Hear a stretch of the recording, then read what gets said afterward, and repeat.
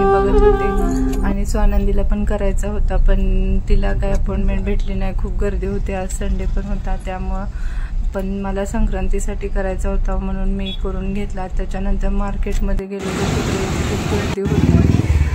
बघत होते इकडं तिकडं, पण गर्दी बघून टेन्शन येतं ते खरं तर, कारण लहान मुलगी माझी. पण एकीकडे असं वाटतं की सण पण आलाय तर छान पण वाटते की गर्दीला बघून काहीतरी असल्यासारखा आनंद वगैरे होतो. म्हणजे सण आले की कसा आनंद होतो. त्याच्यानंतर हेअर कट झाल्यानंतर आम्ही इथं खूप भूक लागली होती मला, कारण बराच वेळ त्याला घरातनं बाहेर पडलो होतो. तर आम्ही कोल्ड कॉफी घेतली आणि सँडविच मागवले होते, तेच खाल्ले. तिथं नेहमीच जातो आम्ही, खूप छान असतं.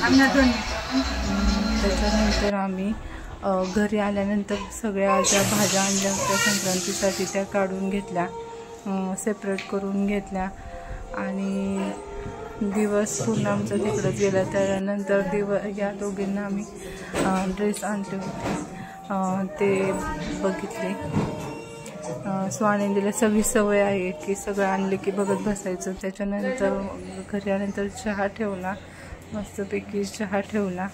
चहा आणि ब्रेड गरम केले, चहाबरोबर ब्रेड आणि गरम केले. तर त्याचबरोबर चटपटीत अशी घरगुती भेळ बनवली आणि ती खाल्ली.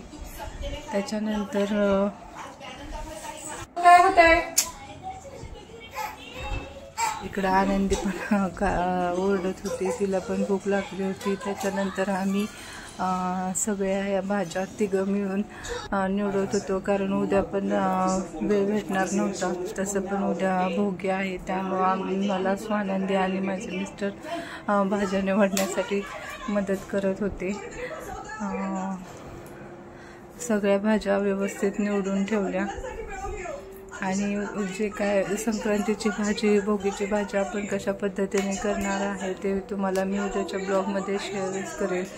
तर मी माझा ब्लॉग इथंच संपवते. तुम्हाला जर माझ्या ब्लॉग्स आवडले असतील तर माझ्या चॅनलला लाईक, शेअर आणि सबस्क्राईब करा. थँक्यू. शांत व्हा, ऐका एकदा. जोपर्यंत त्यांना पुरावा मिळत नाही तोपर्यंत मी गुन्हेगार सिद्ध होणार नाहीये. हा, कळतंय? आई सांग, आता त्यांना त्यांचं काम करू. काय होतं नॅचरल आपण काढलं तर